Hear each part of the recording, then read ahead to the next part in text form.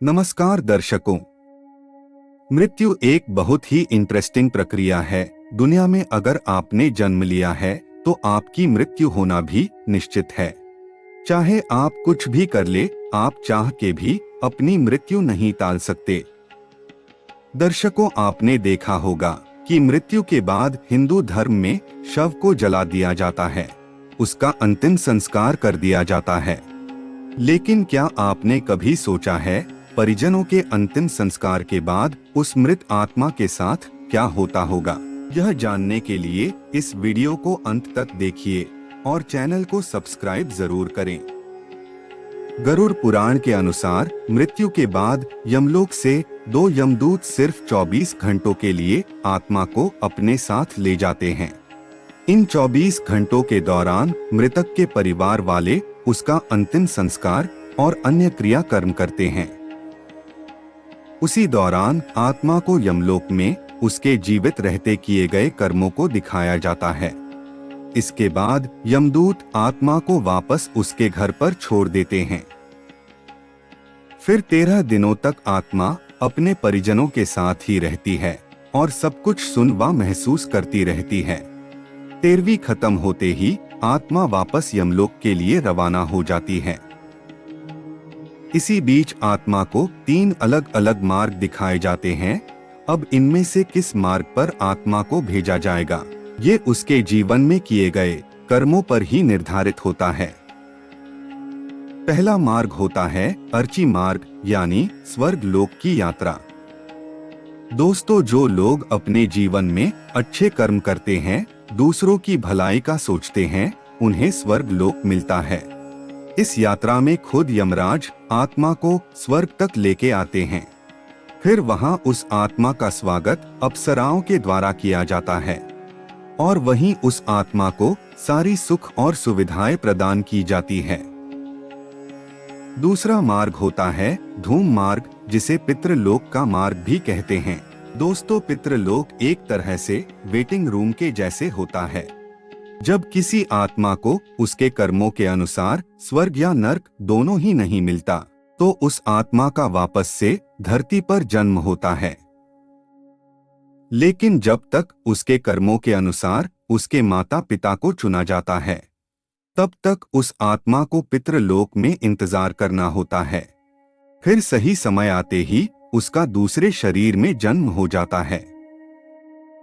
दोस्तों, साल भर हमारे पितृलोक में ही निवास करते हैं, लेकिन साल में केवल 15 दिनों के लिए भगवान पितृलोक के द्वार खोल देते हैं, ताकि हमारे पितृलोक से धरती लोक अपने परिजनों से मिलने व भोजन ग्रहण करने आ सके। इसी समय को पितृपक्ष कहा जाता है। आपको बता दे कि इन मार्ग से पहले यमलोक के रास्ते आत्मा को कई प्रकार के बाधाओं का सामना भी करना पड़ता है, जिनमें से एक है वैतरणी नदी। गरुड़ पुराण में बताया गया है कि पुण्य आत्मा तो इस नदी को बड़ी ही आसानी से पार कर लेती है, लेकिन पापी आत्मा इस नदी में जाते ही बुरी तरह प्रताड़ित होती है। भगवान विष्णु गरुड़ को बताते हैं कि इस नदी का रक्त रूपी जल कीटाणु, कीड़ों और साथ ही घड़ियाल, मगरमच्छ और ऐसे ही मांस भक्षी जीवों से भरा रहता है। फिर नदी में जैसे ही पापी आत्मा का प्रवेश होता है, वो 12 सूर्य की गर्मी के बराबर गर्मी से तपने लगती है। जब वो तापमान उससे बर्दाश्त नहीं होता, वो आत्मा उस रक्त रूपी जल में डुबकी लगाने लगती है। दर्शकों, अगला मार्ग है उत्पत्ति विनाश मार्ग, यानी नर्क लोक की यात्रा। दोस्तों, जो मनुष्य अपने जीवन में बुरे कर्म करते हैं, जो सिर्फ खुद के बारे में ही सोचते हैं और पाप व पुण्य में फर्क नहीं समझ पाते, उन्हें नर्क लोक जाना पड़ता है। आपको ये भी बता दे कि गरुड़ पुराण में अलग अलग नरकों का जिक्र किया गया है, जहाँ पापी आत्मा अपनी सजा भोगने जाती है। तो आइए जानते हैं कुंभीपाकम नर्क। कुंभीपाकम नर्क में वे मनुष्य आते हैं जिन्होंने अपने जीवन में मांस भक्षण किया हो और जो लोग अपने शौक के लिए जानवरों की हत्या करते हैं। यहाँ उनके इस कर्म की सजा में उन्हें खौलते हुए तेल में उबाला जाता है। अंधता मिस्र नर्क। यह नर्क उन पति पत्नियों की आत्माओं के लिए है जो अपने साथी को केवल लाभ या उपयोग की वस्तु समझते हैं। इस नर्क में उनकी आत्माओं को गरम डंडे से मारा जाता है। यह बहुत ही तेज गति से चलता है।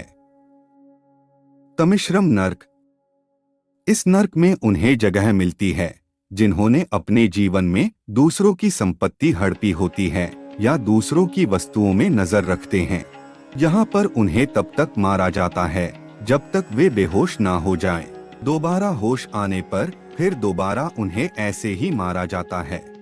यह सिलसिला तब तक चलता है जब तक कि सजा का समय समाप्त ना हो जाए। तो दर्शकों, अगर आपको हमारी यह जानकारी अच्छी लगी तो वीडियो को शेयर करिए और चैनल को सब्सक्राइब जरूर करें। धन्यवाद।